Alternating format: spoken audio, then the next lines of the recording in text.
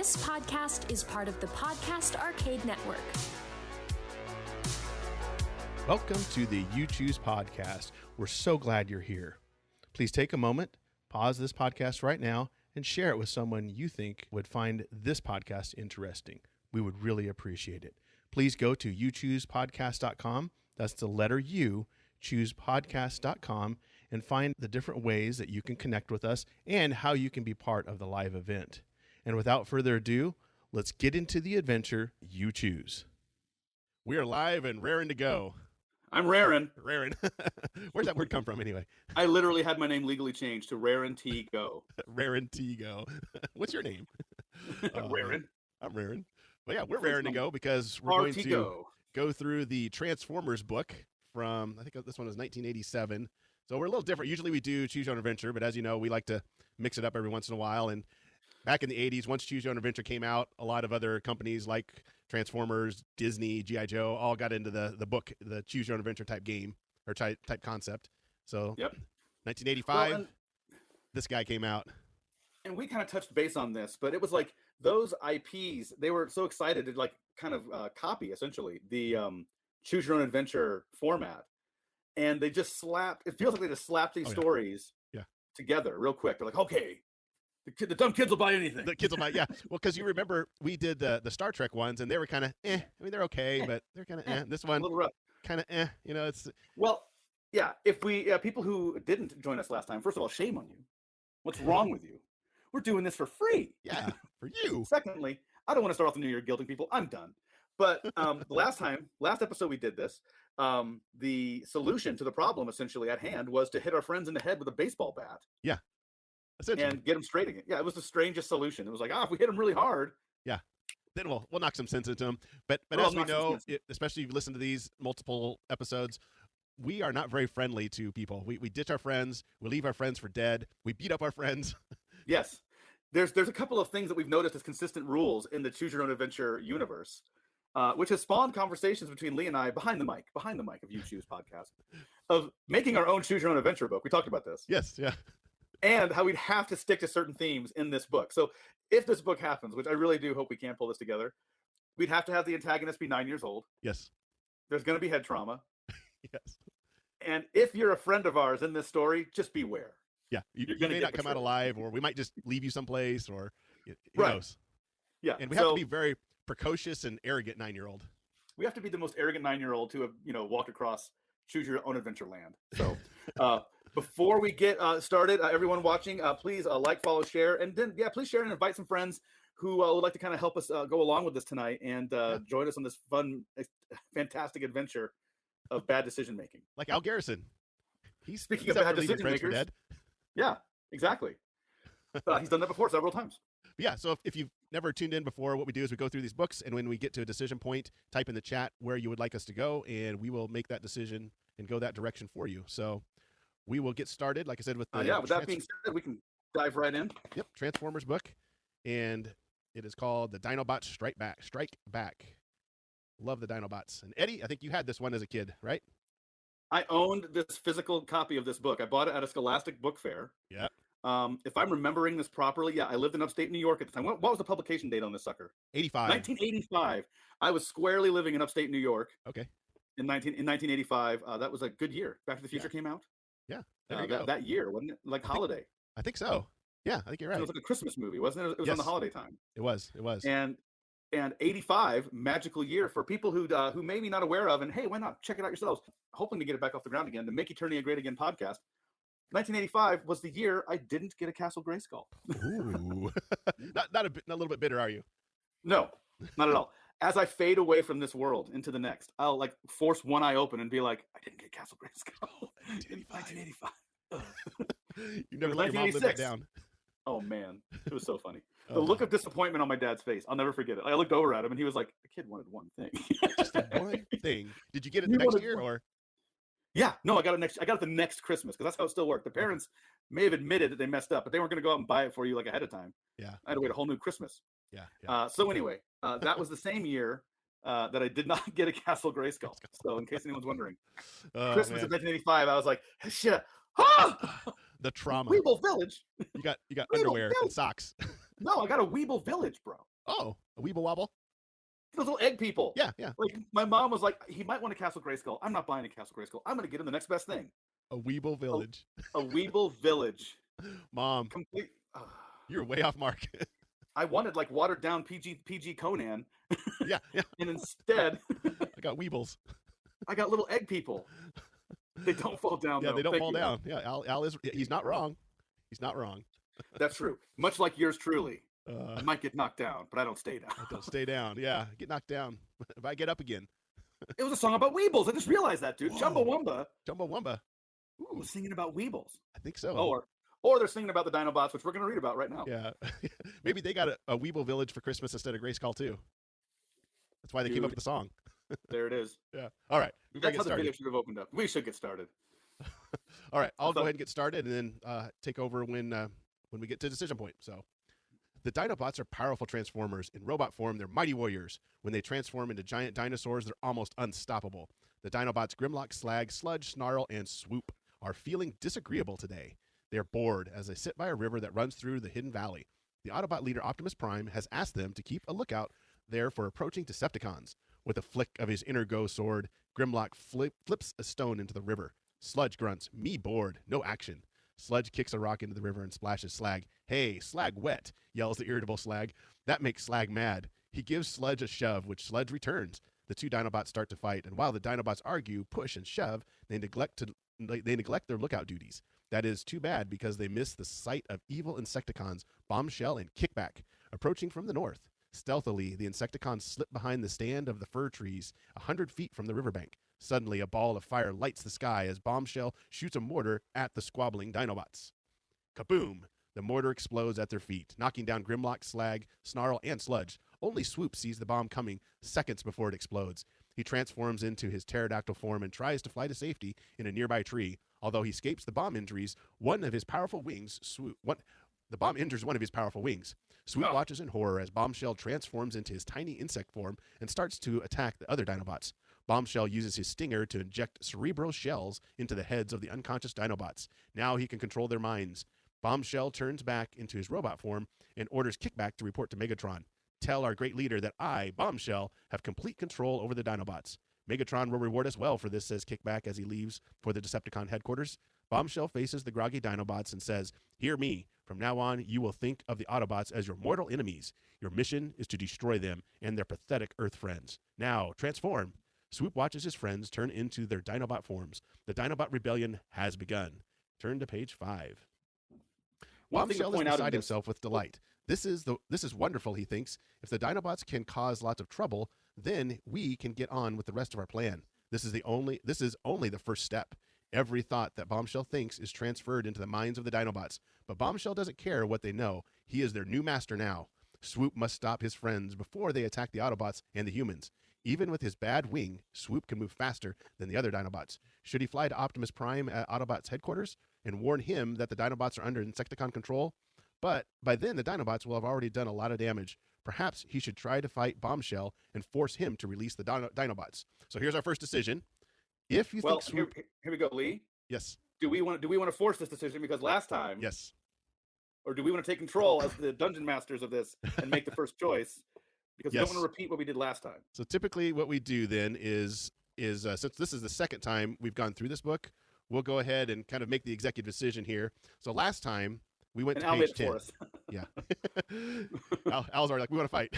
Do it. So last time we had Swoop fly back to Optimus Prime to warn him. So this time we want to go to page 12. So we're going to fight Bombshell. So that's page 12 for you, Eddie. All right. Here we go. Fight. Get our gloves on and ready to go. And one thing we should point out, and this has always been an issue within the world of Transformers, specifically with the cartoon, which they never tried to rectify, was the idea of mass scaling. Yes. Yeah. You know, so these robots, like even in their smallest, were like 6 feet tall or bigger. You know, like even the little cassette tapes when they transform will be the size of grown men, of human men. Oh yeah, I know. And so like in Optimus Prime, you know, it's like for the most part, some of them were able to work out okay, but some were just like the scaling was insane. Bombshell like would turn into a bug. Yeah, little tiny bug. Little guy who could like go inside someone's head, but then transformed. He's like, 7 foot tall. And they never tried to fix that or anything like that. So like Megatron turning into a gun that Starscream could hold. Yeah. It was funny. They would just shrinky dink style, and do whatever they could do. But Well, just like we said at the beginning, the executives, I don't care. Kids will buy it. Kids are dumb.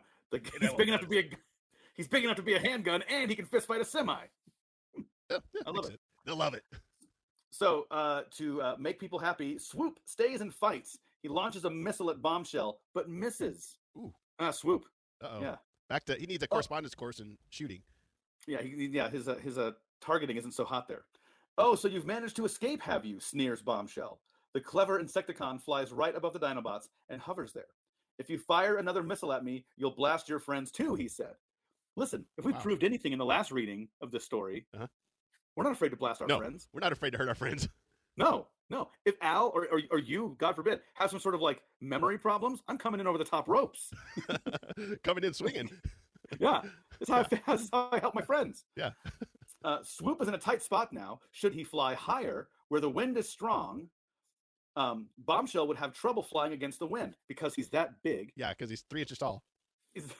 But will Swoop's wing, which was injured in the bomb blast, support him in the blustery wind? What kind of wind was it, Lee? Blustery. My favorite kind. Blustery. Perhaps a Wilford Brimley wind, if you will. Oh, there you go. The wind's got diabetes. Do you have to deliver directly to your home? Why does the wind have diabetes? Perhaps Swoop should fly below Bombshell. Then he could blast his missile up at Bombshell without hitting his friends. So the classic decision facing, was her Jessica? Not Jessica. It was, what was her name in Labyrinth? Sarah. The classic decision facing Sarah. Up or down? Down. Which is it? All right. Let us know in the chat. Al just wants to blast everybody like it's my job. So I know. Al doesn't even care about up or down. He's just like up, down, all around. Let's just blast. I need something to shoot. Come on. Well, I appreciate that. The bottom line is we got to pick a direction, sir. Kind sir. Up or down. And anyone else listening and watching and wants to chime in. Should we fly up or should we fly down? Down. Yeah, because the wind's going to affect an Insecticon. I like that, how you caught that. Could I be wearing any more branded content tonight, by the way? Look at this. No, I know. Hey, kids, if you want to watch a movie, go to Alamo Draft House here in Omaha. And if you need any engineering needs, check out Olson. We're great. We're amazing. I can't think of a better place to get any engineering done for you. Are you like Garth on Wayne's World? I just hate it when people do things because they're getting paid. It's such a shame when people just sell out, man. It's just really sad, you know? He's decked out in Reebok. Oh, man. That's great. Amazing. Al says down.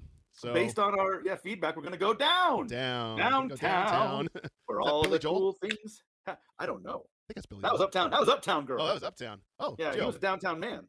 Jill says down too. Okay, so they both stay down. Underneath, that's page 35. So that's me. All right. I mean, you're not 35, Lee. I don't want to out your age. I wish I was 35 again. Downtown. All right. Swoop flies underneath Bombshell and gets ready to shoot at him. Swoop could fly directly over Slag. That's where his best shot would be. But Slag has a nasty temper and shoots red-hot flames into the air when he's angry. Ooh, like Al. Like Al. Yeah. Swoop could also try to fire at Bombshell from above Sludge. This would be a much tougher shot, but Sludge is less likely to attack him. Swoop has to make his move now, or Bombshell will leave, and the Dinobots will be in his power forever. Wow. Ooh. This is forever. A long time. It's a long time, man. So if you think Swoop should risk flying above Slag, turn to page 36. If you decide he should play it safe and fly above Sludge, turn to page 48. So Slag or Sludge? The epic salute, the question that plagues all of humanity all the time. Slag or Sludge? Sludge. You know, when Al's ordering lunch from somewhere, do I eat Slag or do I eat Sludge? Oh, man, we're giving Al a hard time. Remember last time we went through the book? This is how these books are so different. Last time we only had 2 choices throughout the whole book. Mm-hmm. This time we've had, this is the 4th choice now? Yeah. So.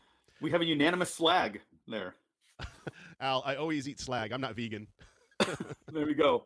36. So Slag is 36. Yes, all that's right. you. Here we go. Slag. Swoop flies over Slag. That line only makes sense in this book. Swoop flies above Slag. Yeah, wow. Yeah, you're right. Should please put that as your status on Facebook tonight, Lee. Okay. Swoop flies above Slag. Just leave it there. Don't even explain that. Slag begins to get up just as Swoop flies over his head. Blast him! Bombshell screams to the Dinobots. But before they can, Swoop drops his missile. It's a direct hit, and he kills all his friends. Gone. Gone. Dun, dun, dun. The tiny Insecticon spirals to the ground. Slag jumps out of the way of the falling Insecticon, who's 3 inches big. Okay, He, Sludge, Snarl, and Grimlock are on their feet, but they look curiously blank. Since Bombshell is out cold, he can't control the Dinobots. This is Swoop's chance to force Bombshell to free his friends. Swoop lands and transforms into his robot form. He holds Bombshell tightly in his hand and shakes him. Just shakes him like a doll. Look at that. Just like that's how big. Give me my friends back. Give me my friends now. Wake up, ugly bug, or Swoop crush, he shouts. I love that. I'll put that as my Facebook status. There you go. I'll put that under my political affiliation. Crush you. Slowly, Bombshell comes to. Me give you orders, says Swoop. Make my friends better, or me flatten you. They make them sound so dumb. Oh, they do. Bombshell is afraid, and he obeys Swoop. Then he flies away as fast as he can. Turn to page 56. So notice you had that perspective. Notice the picture of him holding the Insecticon. Yeah, he's 3 inches big. Yeah. He's teeny. Oh. That was causing all that trouble? That little thing? That little guy? So like, is there a more prime squishing position, by the way? He's in pure squish mode. So page 56. Here we go. That was just turn to page, right? That wasn't. Oh shoot! You may have to read that. Yeah, I can do it. I can get to 56. It's my turn. My turn anyway. So slowly, the Dinobots return to their old selves, but they are really confused. Slag, feel funny, says the huge Dinobot. Grimlock too, says Grimlock. What happened? asks Snarl. You no worry, Swoop says with a laugh. You just have bug in circuits. The end. And it ends in a terrible pun, just like real life. Just like real life. Yes. Now tomorrow is National Talk Like a Dinobot Day, so you have to talk like this all day tomorrow. Okay, there you go, kids. Tomorrow at work, you have to be like, instead of saying yes, I would love lunch, you have to go, me love lunch. Me hungry. Me sad. I want to go home. And then start eating whatever you brought in its package in front of your friends. I want slag. Even as a kid, I hated how like I got it that they were like supposed to be like dinosaurs, so they weren't smart. They had tiny brains, but they really just leaned into it way too hard. I was like, ugh. I think if I remember when they created the Dinobots, that was one of the things they wanted to do, is because they were so powerful, they made their minds so small to help keep them under control. We had to counterbalance this somehow, I guess. But you're right; it kind of wore thin pretty quickly. Yeah. Oh well. Yeah, hey, it did. That was better than the last time, in my opinion. It was, and no one died. No one died. No. We got to threaten to squish a 3-inch tall robot. We didn't beat up our friends. We didn't beat up our friends. We fixed our friends without having to concuss them. But nobody got. Well, I guess Bombshell might have got concussed. I guess, but it's a robot. That's true. I mean, it's a choose your own adventure book. Someone's getting the concussion. Yeah. But the next one we have is we're going to dive into the intrigue of spies and counterterrorism and trying to stop an evil underground organization.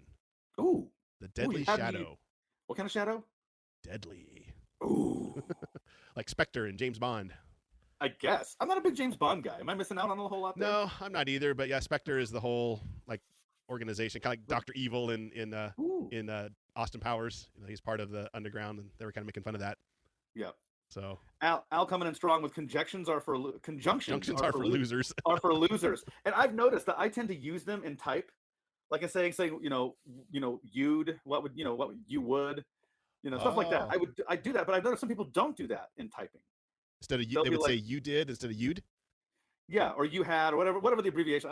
I'm on the spot now, so I can't think. But like you have, you've, or whatever. Like I'll do that in typing. Yes. But I noticed that people here, maybe it's the Midwest, I don't know, but won't do it in typing. Like they'll type out no conjunctions whatsoever. They'll type out you have instead of you've. Contraction. That's what Al's literally he's taking me there. He knows his Schoolhouse Rock. Contraction, traction. What's your action? Yeah. Huh. All right. So the Deadly Shadow, Richard Brightfield. This is number 46 in the original series. Gonna see when this one came out. I'm guessing probably 86, 85. Oh, we're staying in 85. We're not leaving 85. We're staying in that year where I had no Grayskull.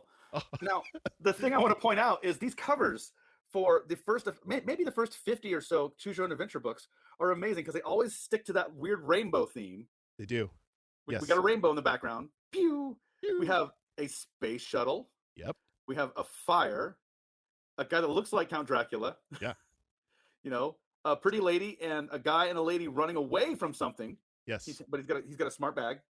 Notice his shirt is tucked into his pants though. We're actually the guy with the briefcase and stuff. That's us. Are we? Oh yeah. I thought we were the space shuttle. No. I like how the smoke kind of goes in front of the face of the evil guy. So it's a really good cover. I'm trying to understand if that was on purpose because I mean that guy's narrative right now is. Come on, you should switch to filters. This is just a cover for Edgar.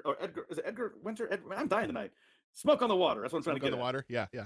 These covers always told a little story. Yeah, they did. They really would. The covers in and of themselves were basically little fun tales. Yes, they try to get that 9-year-old mind intrigued. So yeah, this came out in 1985, and Richard Brightfield, he did several others, the Tibet one and a couple of others. He did the Abominable Snowman one as well. So, oh, nice. Back in the archives, check it out. Oh, and then of course, Eddie, we got the map. Got to have a map, man. You can't be coming in hot with an adventure book and not have a map. Oh yeah. Also, yes, Deep Purple. I can't share that because if I touch my computer, it's all going to come tumbling down. But yes, Deep Purple did Smoke on the Water. Edgar Winter Group did. Was it Cliffs? What song did they do? Al will know. He knows all this stuff. 100,000 you choose podcast coins if you can help my sad brain remember that. Spend them at the retailers that accept them. Ooh, you never know. By the way, Eddie, if people want You Choose podcast merch, they can go to youchoose.com or youchoosepodcast.com and check it out. There's a link there. So you can get a mug, a t-shirt, all sorts of things. So check it out. There you go, everybody. You wanted to support your favorite You Choose Your Own Adventure podcast. That's how you do it. Definitely. Frankenstein, Al says. And heck, if you could catch us locally, we might even sign something for you. Definitely. All right. Eddie, you want to start since I started the last one? I do. And here we go. In every classic Choose Your Own Adventure style, here we go. You are one of the top agents. Yes. You're 9 years old. You just blew the candles out on your 9-year-old birthday. And you're a spy. The top agents of the Special Security Agency, otherwise known as the SSA, or SA. You have just returned from a successfully completed mission in the Far East. It is the first night of a promised and well-deserved week of rest and relaxation, because I'm 9. 9. Lord knows. When the phone rings at 3 in the morning, the witching hour. Oh, boy. It's your boss, T. Mr. T, if you will. I pity the fool. As he's known in the department. He wants you to come to Washington right away. Yes, he knows that you are supposed to get a short vacation after each assignment, but this is an emergency, for God's sakes. What kind of 9-year-old are you? Taking breaks. Warily, you pull yourself out of your bunk bed, and get dressed. It's still dark outside when you jump into a cab and head for the airport, where you have your own small plane. Because you're 9. They meant toy plane to keep you entertained while you were bored. Okay. Dawn is just breaking over the Atlantic as you enter the landing pattern of a military airport just outside of Washington, D.C. You jog across the field, attaché case in hand. Oh, see? Attaché. No, Al, we are not a 9-year-old nerd. We're a 9-year-old professional. We have attachés. To a long, dark blue limousine waiting there for you. You jump in the limousine and speed off. T, a somber-looking man of 50 with a square face, a longish nose, and covered in gold medallions, rings, and has a mohawk. Is in the back seat. Sorry to interrupt your vacation, T says, but this can't wait. Oh, boy. Turn to page 3. There's us, looking smart. We do look 9, by the way. With our attaché case. We're a lanky 9-year-old with a turtleneck. Uh-huh. The limo speeds across a bridge into downtown Washington and soon stops in front of a nondescript office building. A uniformed guard appears and opens a side door, smartly saluting as you and T enter. An elevator takes you down to a lower level and lets you out onto the platform of what looks like a miniature subway. They mean the sandwiches, not... I want bologna and ham. Exactly. Oh, gosh. I totally lost it. To a small subway. The two of you step into a small bullet-shaped vehicle and sit down. This, says T, as the vehicle shoots forward, will take us to a subterranean command post specially built for this operation. We got it from the aliens. Yes. Half an hour later, you find yourself in a large underground room facing a wide, luminous world map. Dozens of red and green lights stand out on the map. Each one of those lights stands for a field operative searching for a man named Demetrius. Ooh. T explains. You mean that one man is so important that you have a huge operation like this just looking for him, you ask? Turn to page 5. He's not important, T answers. He's dangerous, and now you will be searching for him. Why is he so dangerous, you ask? He's not important, but he's dangerous? Yeah, that doesn't make sense. Come on, T. Before I tell you that, says T, I must swear you to the highest secrecy. On one side, other than the two of us, only the president and several of our leading scientists know the full truth about Demetrius. What the Russians and other countries know, what the Russians, filthy Russians, stinking Russians. No offense to our Russian listeners. Yes. What the Russians and the other countries. No, right? I must break you. I must break you. Yep. What the Russians and the other countries know, I'm not sure, and they're not telling. What do we know, you ask? Well, we know that Demetrius is an alien and was involved in a joint project of the Russian Psychic Research Center in Moscow and the Particle Physics Laboratory at Noginsk. He's a Russian spy? No, exclaims T. The Russians are as worried about him as we are. Worried that he'll do what? That he may explode, says T with a sigh, sitting back down in his chair. Explode, you repeat, wondering if T has lost his mind. Yes, says T hoarsely. He has a terrible temper. You can't calm him down for anything. Yes, says T hoarsely, with the force of an atomic bomb. Oh, wow. I'd say he's important then. I think so. I don't know. That's definitely- what our scientists tell us, says T. The original experiment performed with Demetrius was to make him invisible. What? Apparently, it also turned him into a human bomb. Played with Wow. Beedly, beedly, beedly, beedly. Into a human bomb. And there's more. T pauses and looks at you wearily. Demetrius may also be able to travel back and forth in time. Oh my gosh. Coolest villain ever. What doesn't he do? Let's pause for a second. So he's a human bomb that might be able to travel through time, and they tried to make him invisible. Holy and cow! he's got a wicked short fuse. Yeah, there you go. He's All right. easily agitated. So page 9. T shows you the few pictures of Demetrius that he has. As shown in the photos, Demetrius is a short, thin man with sharp features. Now take a look at the map, T says. Each agent in the field carries a small transmitter that sends a signal relayed by satellite to this operations room, giving their position. If they find any trace of Demetrius, they press a button that changes their light on the map from green to red. This is pre-internet, kids. This is the best we had. This is as good as it gets, guys. This is a soup can with string technology we got going on. And we liked it. We liked it. Has anyone found Demetrius himself, you ask? Not so far, says T, but I'm depending on you to do just that. You're the most trustworthy 9-year-old I know. And remember, we just want to talk to Demetrius. We don't want to harm him in any way. It might set him off. Now let's decide on what undercover identity you'll assume on your search. For reasons that I'll explain later, I suggest a wealthy art collector or a professional gambler. Oh. Now, here we go, everybody. If you this. decide to assume the role of an art collector, turn to page 23. If you decide to assume the role of Kenny Rogers himself, professional gambler. Oh, man. What you gonna do? I'm going to play Kenny Rogers. Or an art collector. I mean, I don't know what else to do. I mean, I think whenever given that choice, you pick Kenny Rogers every time. I mean, what would 9-year-old Eddie do? Oh man, I'd already be in over my head. I'd be like, why we ride the bullet train? Yeah, messing with Russians.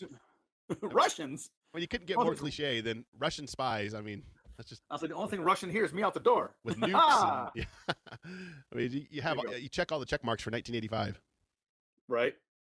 Let's see. Right, it is. Let's roll the dice. So Al wants to gamble. Yep. 9-year-old Eddie would know when to hold him. I would know. I'd know when to hold him and know when to fold him. I would invoke that line from Bill and Ted where he's like, dude, you have to have a poker face like me. Yeah. There's a Wow, cigar in his mouth. aces. Oh, 3 aces, dude. That was a great movie. Great all movie. right, so probably page 74 here. I'll wait another second, but let's all go. I'll give him another few seconds here. Yeah, get your votes in. Let us know what you want to do. Art collector or professional gambler? Professional gambler, 1985 when you're 9. Why not? I feel like when you're an art collector, all you got to be good at is art collecting, right? When you are a professional gambler, you need to be good at like fist fights, right? Yeah, because when you're an art collector, you just look at a painting and just put your hand under your chin and I want to collect that one. I'm not saying it's easy. I'm just saying the maybe there's more fist fights in the art collecting world than I realize. Oh, that's true. Yeah, that's true. Yeah. All right, page 74. A gambler. That's the life for me. Because you're 9. Well, don't get carried away with it. Yeah. Don't get carried away with it, says T. You'll have a fixed budget on the amount you can lose. And my winnings, you ask, smiling a bit. Oh, man. Again, arrogant 9-year-old. What about all the winning I'm going to do? Yeah. Your winnings, if any, you can keep, I suppose, says T. But just remember, that's not why we're sending you. It's very important that we find this Demetrius in time. In time for what, you ask? That's classified information for the moment, says T.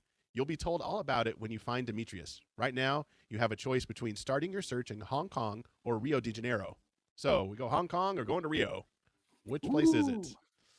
Want to go to Hong Kong, hang out in China, or down south in Rio? So let us know. I feel like both places you could easily get into a fist fight if you didn't mean to. Like if you're a gambler. Oh, yeah. Yeah, you might be losing a finger in one of those places. But we're going to be winning. We're just be rolling in cash because 9-year-old us knows how to count cards, I guess. I just picture me getting like my hand held over a table with a meat cleaver. I'm like, I need my fingers. I need to hold them and fall down. Yeah, come on. As they tie a cinder block to your foot and throw you in the river. I wanted to fall down. Split. Please. Al, nothing bad ever happened in China. Okay.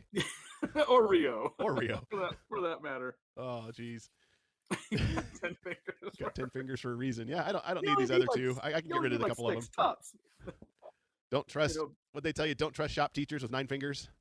or don't trust shop teachers with 10 fingers. He's not Yeah, a real there you guy go. if he's not missing at least one. Got to be How many careful around the birdhouses circular did you saws. make? Oh If man, you're a woodworker and you got all your fingers, I don't trust you. you can't be good. Yeah. Well, so All we got to right. vote for China here. Yeah, nothing bad ever happened in China, so we're probably going to Hong Kong here, Eddie. So All right, here we go. grab your cards and head to page 24. Grab my fingerless gloves because I don't want to waste money on fabric I'm not going to need after. Yeah, exactly. 17 hours later, you are aboard a jet as it glides slowly earthward. You recognize the lights of Hong Kong laid out like sparkling strings of jewels around the harbor. Far below, bursts of fireworks from a celebration open into multicolored petals of light. That's very poetic almost. That is very, yeah. After going through customs, you look around for your SSA contact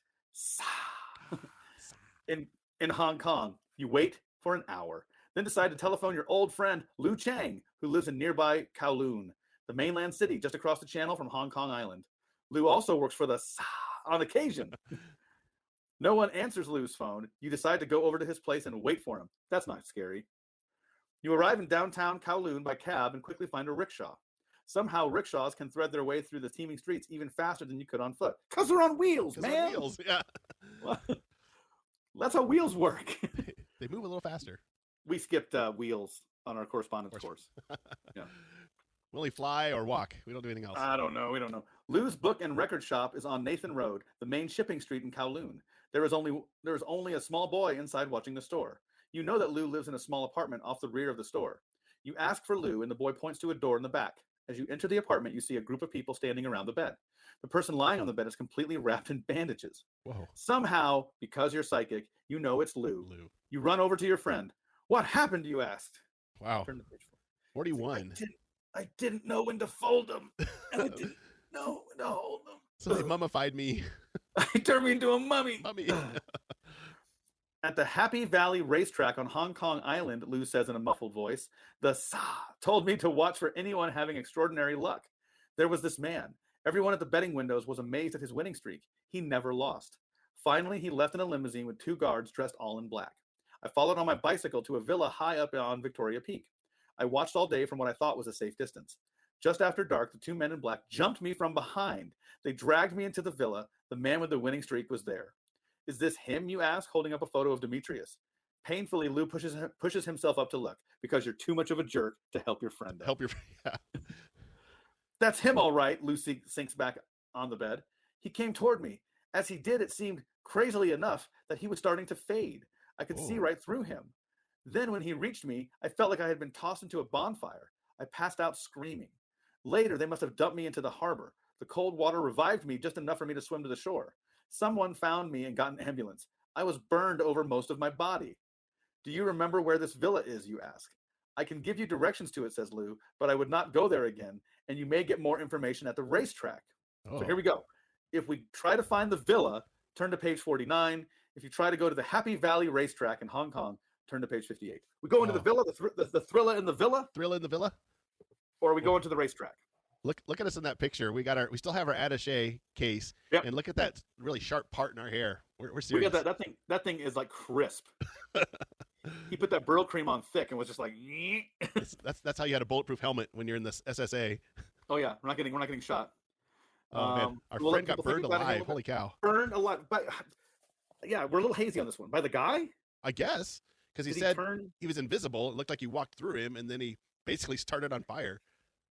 Because remember, my friend is on fire. What's that? Because they said he was a living nuclear bomb. Maybe that's some of his powers. Maybe. I don't know. You know? Well, Al wants to go to the racetrack, so he wants to go see how that winning streak is going. So we're going to the racetrack. That would be the Happy Valley racetrack in Hong Kong. What could go wrong in Happy Valley? It's Happy Valley. Everybody's happy there. It's a happy place. It's page 58. Unless you get started on fire. I mean, nothing lasts forever. If you're a really good friend, you'd say, "Wow, Lou, you smell well done." Oh, but dumb tiss. What a raw deal. All right.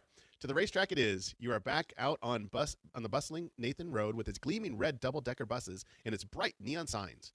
A rickshaw takes you to the ferry. You have to cross Victoria Harbor to get to Hong Kong Island and the Happy Valley Racecourse. Once on the ferry, you go up to the top deck to take in the spectacular harbor scene.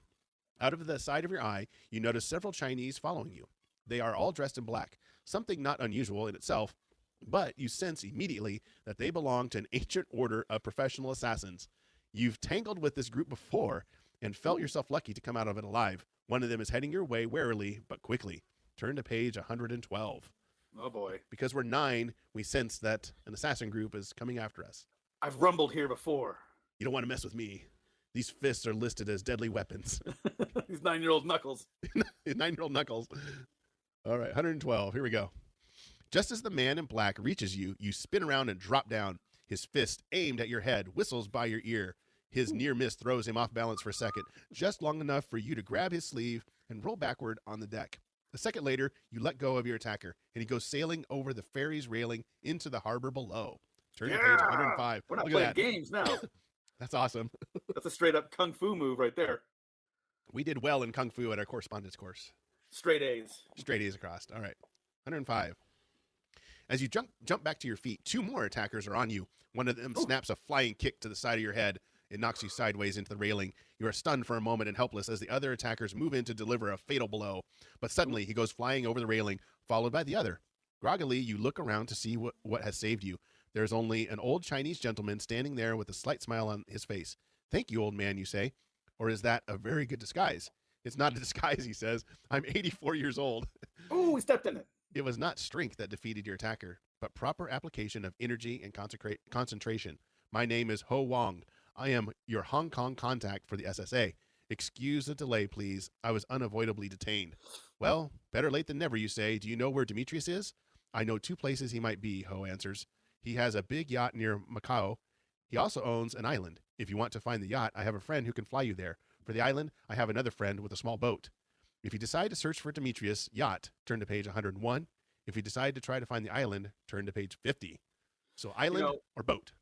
In a decision that would only really come to us as a fairly well-off, wealthy person, the question is, do we go to the island or do we go to the boat? Come on. Boater Island. Boater Island. So do we go find the yacht or do we go to the island? Looks like I've got 1 vote for boat. So we're going to go find his yacht. I like how we thought that the old man was a disguise. That was pretty good. Yeah, we go like, this guy looks 1,000 years old. Clever disguise, buddy. No, I'm really old. Thank you. No, this is really. And we say like, hey, thanks, old man. Like, what the heck is that? He just saved your life. Calling a guy old man. No one says that. And again, yes, we're Phil very Collins arrogant 9-year-old. is the king of yacht rock. He is. I only just learned that term this year. Yacht rock? Yeah, or last year. Last year. Okay. Never heard it used before. All right. So that is page 101, Eddie. Going to the Boat. Go into the Boat. All right. I think I'd like to get a look at Demetrius's yacht, you say. I've been contemplating buying my own with all my 9-year-old savings that I've done. my winnings from gambling. Good, says Ho. My friend has a seaplane nearby. Come, we're riding all the planes, trains, and automobiles on this one. Everywhere. Ho leads you out of the ferry terminal and down to the waterfront. A seaplane floats peacefully at the end of a pier. Ho explains to his friend what you are looking for. How will you know what boat it is? Asks Ho's friend. There are a lot of boats out there. Very simple, answers Ho. The back of the boat has a helicopter pad with a large D. I'm assuming they mean the letter D. Yes. A large D, yeah. I'm just saying. Just saying. Ho remains behind. You are 10 minutes flying time out over the sea to the south when suddenly the single engine of the small seaplane starts to sputter and then dies completely. I can't understand this at all, says the pilot. We have enough gas, and all of my instruments are reading all right. We can glide in for a landing, though. That boat you're looking for is right up ahead. The pilot is right. There is Demetrius's yacht not far away. The plane seems to drop a little too quickly to suit you, but the pilot pulls back on the stick at just the right time. The plane bounces on the water for a few moments and then comes to a stop, still afloat. A launch is already coming across to you from the yacht. Come aboard, a sailor shouts over to you. Demetrius has been expecting you. This is where we die. Yep.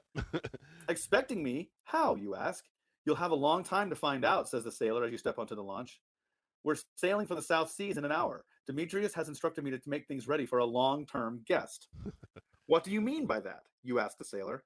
Demetrius has found out through his agents how interested you are in him, he says. He's decided to retire to a remote island hideout and write his autobiography, and he figures you're just a person to help him. It may take a long time, though, Demetrius has a lot to say. The end. The end. What? It's gonna write my autobiography. All right. Okay. So we went from getting attacked to getting our lives threatened. Our friend got burned alive. Yeah. And now it's like, I need to write my book. I'm going to talk to you about it. That's how eccentric Demetrius is. I'm going to write my... He's a true villain, the true exotic villain. Yeah, he's like twirling his mustache. I'm going to write my autobiography. I would like my you story to must be told, and then I will kill you. Then I'll kill you. As Al's put a very fine little poignant statement on this. Satisfied. I mean, the story was pretty intriguing, especially again if you're putting yourself in a 9-year-old, 10-year-old body in arena. It's like, wow, I'm a spy. I've got this guy that can be invisible. The villain, the superpowered villain that has all these henchmen working for him, and so sure, yeah. But the very last then it second, ends with, "You're going to help me write my biography." Yeah, write my book, man. What are you doing? This Richard Brightfield just has these endings on a dartboard, and just like autobiography, destroy the planet, take over the world, and he's okay. We're writing autobiography on this one. The guy was in an experiment under like a Russian psychic laboratory to make him invisible that turned him into a time-traveling, potentially self-exploding bomb. Yes. And yes, I'll agree with Al. That's a lazy ending. That's a lazy ending, but I want to write my autobiography. But there are 21 endings, so that's only one. So there we go. There's more here. We'll have to uncover. We'll revisit that one for sure. Yeah, we'll uncover hopefully another ending next time. But overall, I think it's a pretty cool book. I think it has some potential. Oh yeah, I think it'll be a fun revisit for sure. Next episode. Yeah. All right. Yeah. Well, hey everybody, thanks for hanging out in the chat and making this fun. We try to do this about every 2 weeks, so check it out in 2 weeks. We'll go through this one again, and then we'll pick another one and go through another book. You can go to youchoose.com and check out the other episodes and keep an eye on us at all the different social medias and let us know what you think about the show, and maybe you got some ideas. Yeah, let us know your feedback. Like we said before in the beginning, share us with your friends. Tell people about us if you'd like. I mean, it's a fun listen, even after the fact. If you're not actively listening to the live video, if you're listening to us after, later, it's still fun. And let you know to tune into our social media, see when we're going to be online next, and you can join us live. Yep, that's what makes it fun. So, all right. Well, thank you, everybody.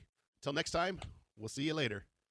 See you, everybody. Oh, and next time, be sure to choose your adventure. own adventure. All right. Thanks, guys. Good night. Thank you for listening. It means a lot that you took the time to hear what we have to say. Please go to youchoosepodcast.com for all the different ways you can connect with us and how you can be part of the live event. And until next time, you choose the adventure.